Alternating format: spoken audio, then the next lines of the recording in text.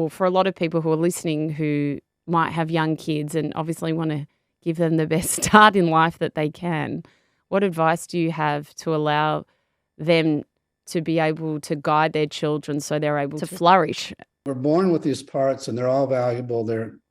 If you had a trauma-free life and you had great parenting, they would stay in their naturally valuable states your whole life, and you would feel like a very integrated person. You would feel like you had access to all these resources.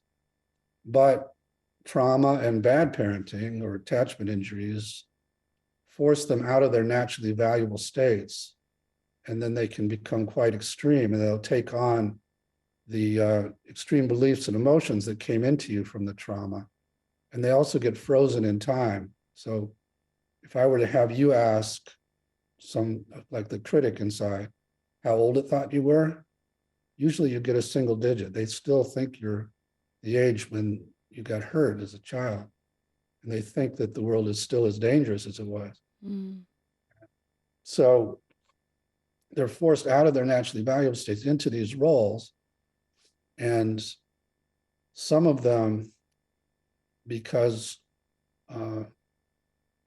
some, which other systems would call inner children, are the more vulnerable parts and get hurt the most. And so before they were hurt, you loved them because they gave you all kinds of playfulness and creativity and love of life and openness and sincerity.